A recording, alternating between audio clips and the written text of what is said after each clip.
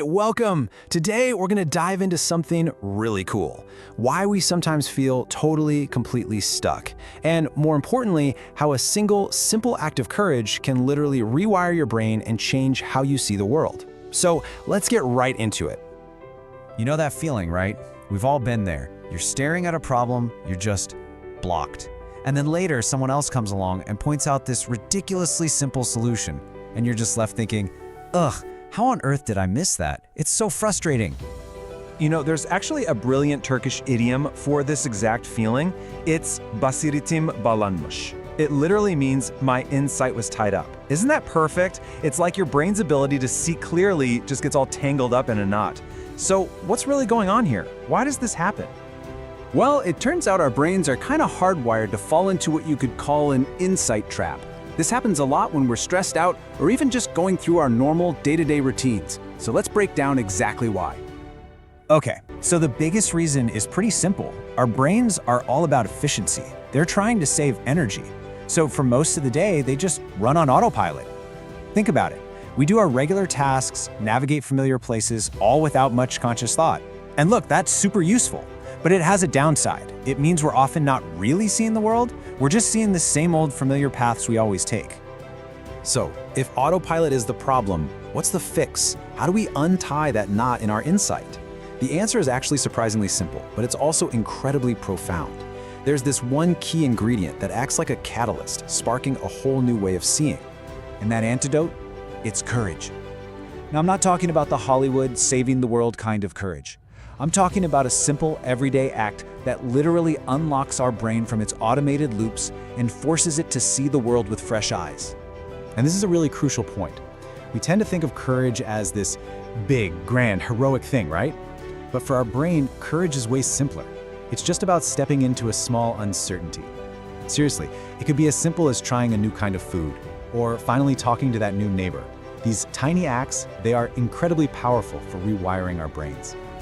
So what is actually happening inside your head when you take one of these small leaps of faith? Let's get into the neuroscience of it all and see how your brain's internal spotlight completely shifts its focus. Okay, so the moment you do something new, you step into an unfamiliar situation, your brain just snaps to attention. It goes into this state of high alert, and this heightened awareness, it instantly boosts your ability to learn, to notice all the little details, and to process new information. You literally become more awake to everything around you. To really get this, we've got to talk about three key brain networks. First up, we have the default mode network. Just think of this as your brain's idle state. It's what's running when you're just daydreaming or staring out the window. But here's the thing, it's not being lazy, it's actually super busy in the background, connecting old memories and ideas. A lot of those aha moments, they come from right here. Then there's the attention network. This one is pretty straightforward. It's your focus mode. It's what kicks in when you deliberately concentrate on something specific, like trying to solve a tough puzzle or really digging into a book. It's all about being direct, intentional, and getting a task done. And that brings us to the really crucial third player, the Saliency Network. You can think of this one as your brain's relevance detector. It's like a bridge, and it's constantly scanning everything, what's going on inside you and outside you, and deciding what's important enough to get your focus. This is the network that basically yells at your brain, hey, stop daydreaming and pay attention to this right now. So, here's how they all play together. Picture this, you're just cruising along in idle mode, right? Your default mode network is doing its thing. Then, suddenly, the Salience network spots something important. Maybe a notification pops up on your phone or you smell fresh coffee. It immediately signals the attention network to fire up, and bam, you're focused. All right, so here is the absolute key. An act of courage. It's like a system update for your Salience network. It's a total game changer. When you step into uncertainty, you force that relevance detector to hunt for brand new data. It can't just rely on its old, tired autopilot programming anymore. It has to start scanning for more options, more possibilities, and yeah, more potential threats and rewards too. And what happens when you keep updating that network? Well, something pretty amazing.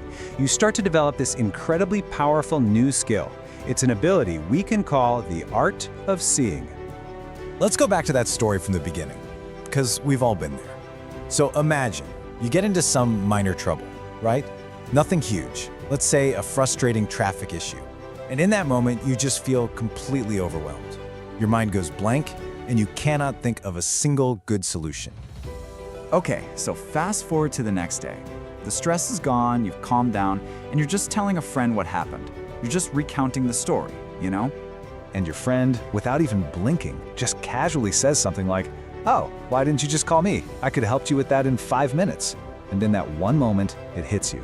The solution was there the whole time. Your insight was just tied up. And this brings us full circle, right back to that amazing Turkish word. The reward for all that courage is developing Basiret. It's this expanded awareness. It's the ability to finally see all the options, the opportunities, the resources that are right there in front of you, but that your autopilot brain is just programmed to miss. It's truly the art of seeing what is actually there. Now, this is a seriously powerful concept. But, okay, theory is great. But how do we actually do it? How can we actively start to cultivate this Basiret in our own lives, starting today? This is so important. You can't just think your way to a wider perspective. This expanded awareness doesn't come from sitting in a quiet room and philosophizing. No, it's a direct result of acting, of engaging with the world in a new way. It means you have to step out of your comfort zone, even if it's in tiny, manageable steps that almost feel silly. You know, there's that powerful idea, before you try to change the world, first put your own house in order. And the psychological truth behind that is just huge. When you master the small, real challenges in your own life, you're literally building the mental muscle and the insight you need to take on much, much bigger things later on. And what's so cool is that this creates this amazing positive feedback loop. You take one small act of courage, say you volunteer for a new project at work.